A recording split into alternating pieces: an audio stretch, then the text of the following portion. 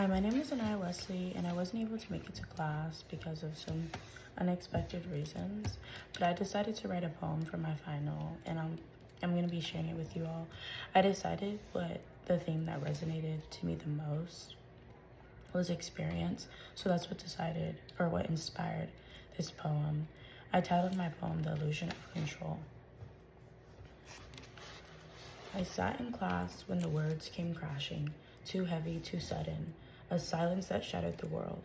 My grandfather was gone, and I was still here, sitting at a desk as if everything were the same. But nothing was. I became distant like a shadow pulled away from light, a thread that unraveled.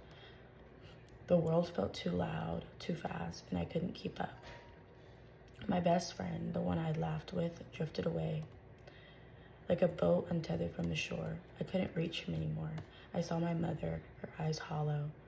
Her spirit checked out, and I wonder if I had lost her too. And track, the sport I love, the one that made him so proud, it became a weight I couldn't carry. The joy drained from my legs. My heart no longer beat for the finish line. I thought I could control it all, my future, my strength, my way forward. But in an instant, life shifted, and I realized how little I could hold on to.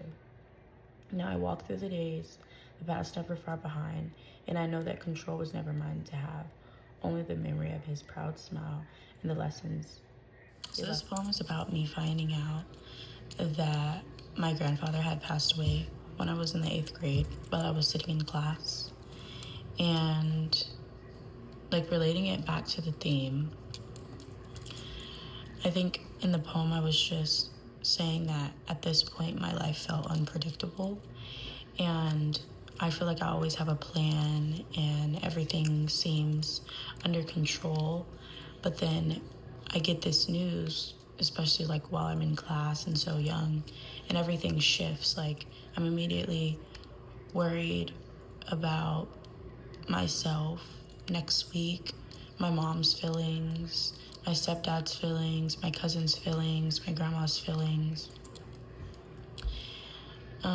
I felt distant from everyone around me after hearing about he had passed. And that's what I meant when I said, or when there was an emotional shift, I became distant. I think I was referring to the emotional numbness, is how some people react when we feel that we've lost control. That's how I react. I'm a person who shuts down, and when life becomes overwhelming and I feel like I withdraw when things are out of my control, because I feel like there's just nothing I can do at that point. So I shut down, which is probably not the best thing to do. In the poem, I also talked about losing my best friend and how my love for track faded away. Track was something I loved, and it made my grandfather proud. But after he passed away, I couldn't feel the same way about it. I was really good at track. I ran track up until high school, and I had some offers to go to college, but I think I also withdrew from that. My passion just wasn't there anymore. So for me, it didn't feel worth it. I would have rather pursued other things because the real reason why I was doing it just didn't exist anymore. And these losses show how we lose control in one part of our life, and it can affect other areas too. The people and activities we feel connected to can become distant as well. The turning point of the poem is when I realized that I can't control everything and that life is unpredictable. And no matter how much I plan, things are going to happen that I can't control. It will happen to everybody.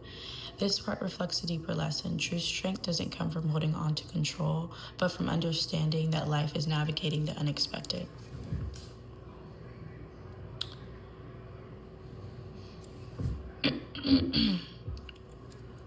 This poem is about how we think we have control over our lives, how we try to stick to routines, manage our emotions, and plan our future, but then something unpredictable happens, and we realize we never truly had control. When I lost my grandfather, I thought I could keep everything together. I thought that if I just stayed on top of things, I'd be okay, but I learned that control isn't something we can always have, and that's a hard lesson, especially when you're so young. And I think the fact that I shut down when I was so young, as I got older, I would feel that I got these random, unexpected feelings of grief because I never fully dealt with my true feelings that I was having. So how this relates to the readings to me is with Whitehead's process relation philosophy. He tells us that everything in life is a process, always changing. It's not static or fixed. In my poem, this fixed because my grandfather's death, or after my grandfather's death, I changed. My emotions and my relationship shifted. Life wasn't the same. I wasn't the same. Obviously, after time, things go back to the same, but at first you have to grieve. You're grieving with your family processes, so immediately everything was just not the same. And that was hard for me to realize because it was also, I hadn't experienced death before, so it was my first time experiencing it and with someone so close to me. Whitehead's idea that we are always in a state of becoming is reflected in how I grew emotionally after the loss. In Stevenson's readings, this reading talks about how our daily experience can be deeply affected by larger events, like I had just previously stated. In the poem, I show how my routine and sense of control fell apart after my grandfather's death. The things I once relied on, friendship, passions, routines, were suddenly out of my grasp. The emotional shock of losing someone close to you makes even the everyday feel different. While Hallwood discusses how personal experiences are connected to the larger social world, grief doesn't just affect us individually, it affects how we interact with others and how we see the world. This is shown in the poem when I mention the effect my grandfather's death had on my relationship. My mother became depressed, and I just lost somebody that I could talk to. Me and my mother had a strained relationship, so my grandpa was also somebody that I could call and kind of rant to about my mom. So all of that, it felt like I lost him and I lost her at the same time. Grief doesn't just affect us in isolation, it ripples out into how we relate to others. But to wrap up, the poem is about realizing that control is an illusion. We think we can manage everything, but life is unpredictable and uncontrollable. From the readings, we can see that our experiences, like loss, are part of an ongoing process of change, not something that can be managed. Ultimately, this poem shows that even when we lose control, we learn life in new ways. It's about accepting uncertainty, not trying to avoid it.